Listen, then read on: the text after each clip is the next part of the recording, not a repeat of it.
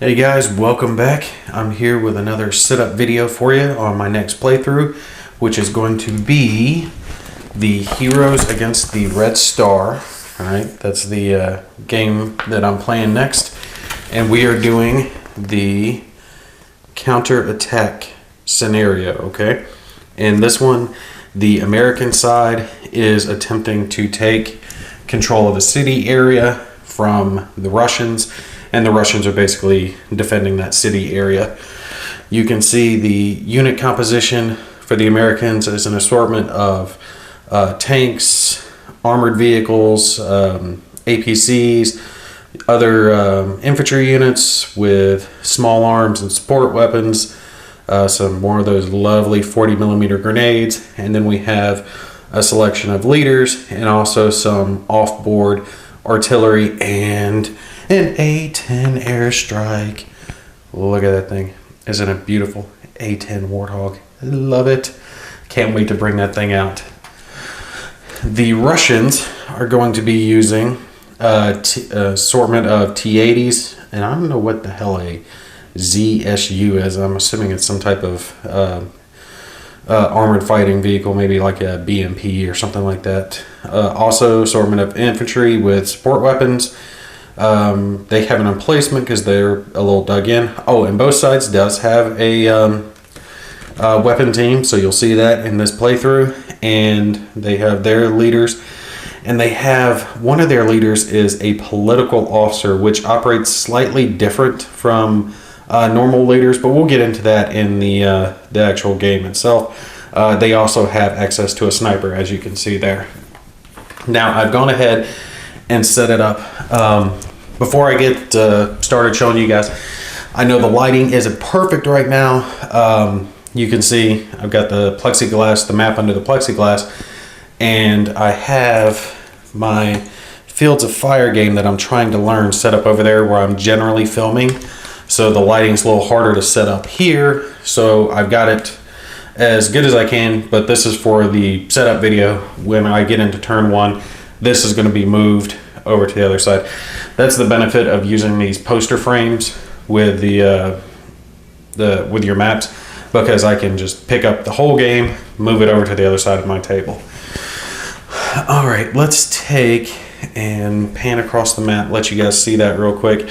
It is the big map for Heroes of the Red Star. I love this map. I so wish I could get the X maps down to the table.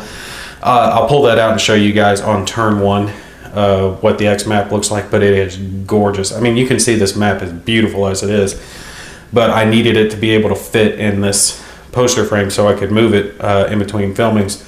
But God, if I could get that one down. Trust me, if you get this Red Star, get the X maps. You will love it. It just covers a table and you'll have units everywhere, and you'll love it. Okay, American units. Let me grab one of my tanks. We'll zoom in here and I'll show you guys. Actually, let's start with the Russians, because the Russians set up first. So we'll zoom in on them and let you guys see their general battle plan. That city there, what is it, Starklos? I don't know if it's a real city or not, but that's the objective. The American units have to gain control of the buildings over here that these Russian units are occupying. Now you see some of these tanks have smoke markers on them. That is, in this scenario, a battle occurred right before the scenario started, and these are downed tanks. There's 4 Russian ones and 1 American one, and they're supposed to be drawn and placed by each opposing side.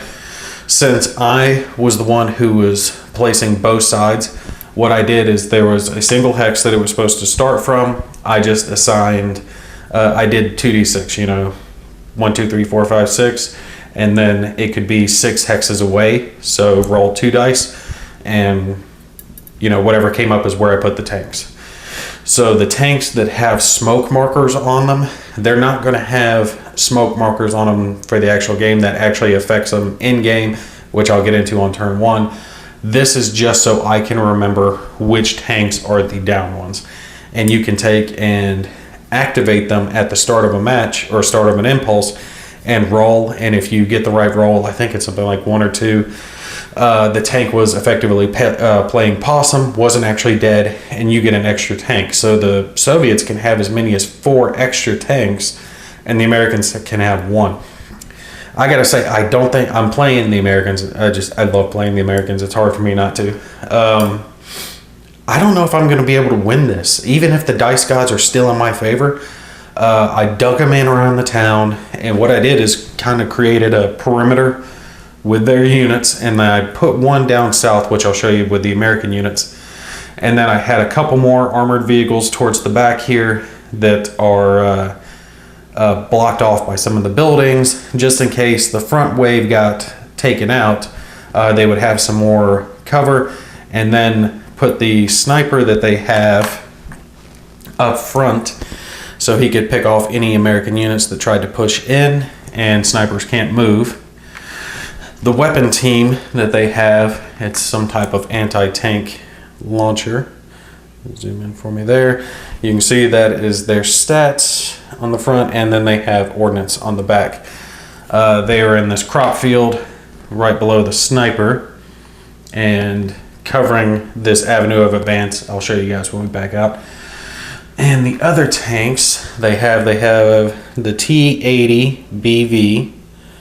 All right, you can see it has good armor, good firepower, good movement. I mean, it's a good tank.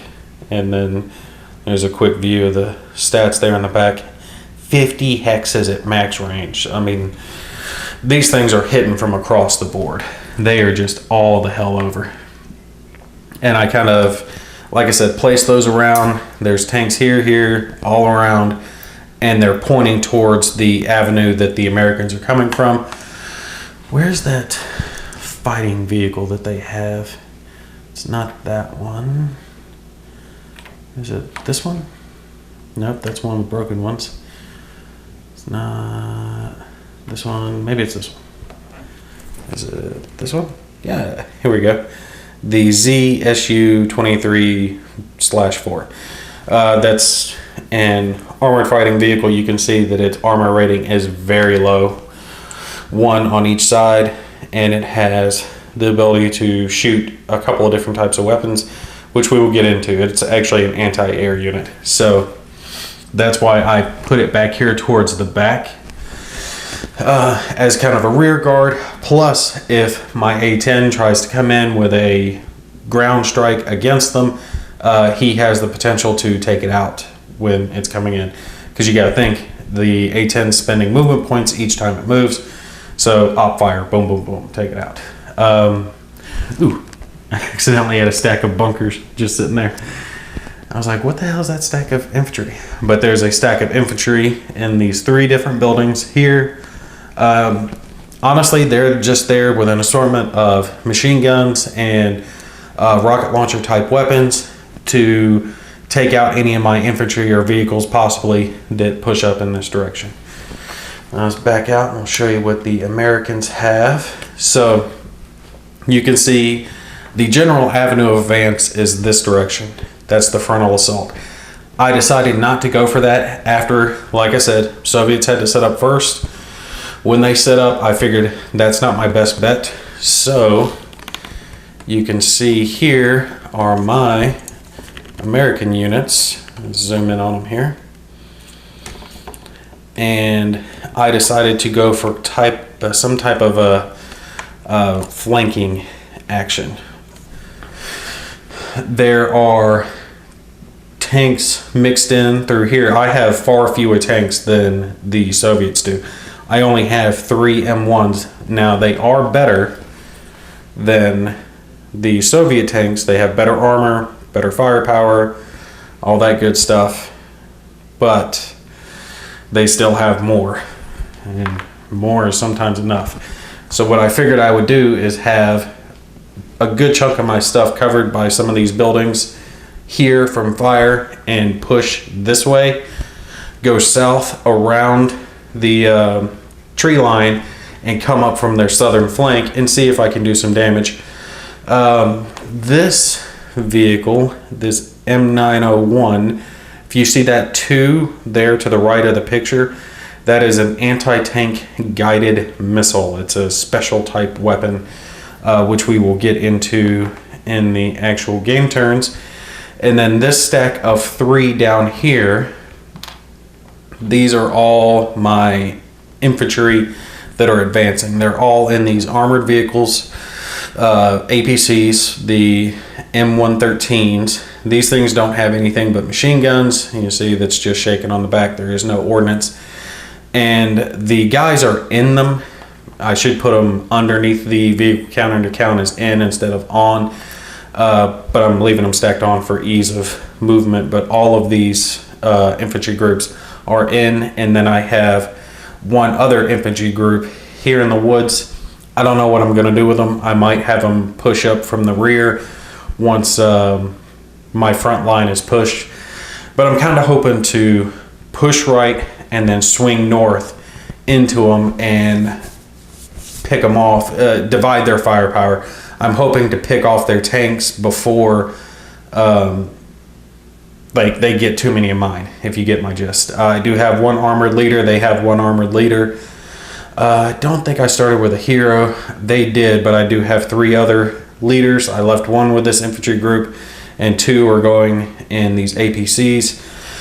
I have to be careful though with these APCs because if they do target them and kill them, there's a chance they can wipe out all my units in one go. But that's the basic gist of the scenario. It is a 7 or 8 turn scenario. I'll remind you of that on turn 1. I forgot to look at it in the instruction booklet. Well, hold on, let's just do it now. I got it page marked. Let's see. What do we got? Counterattack is 7 turns, and the Americans have initiative on turn 1. And you can see the victory conditions here.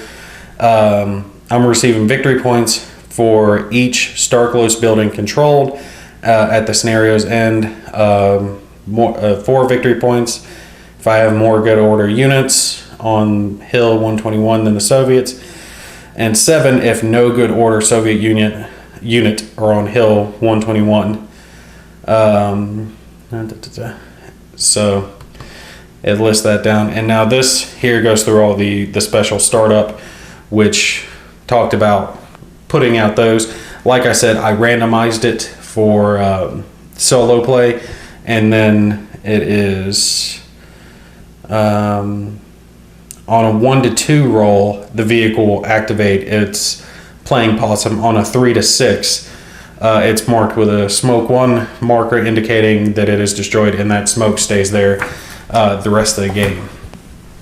So these could possibly be other impediments to vision, but I'm really hoping that I roll well on that Abram up there, because it is another M1, because it would do me a lot of good. It's not going to last long, but it might last long enough to take out another tank or something like that.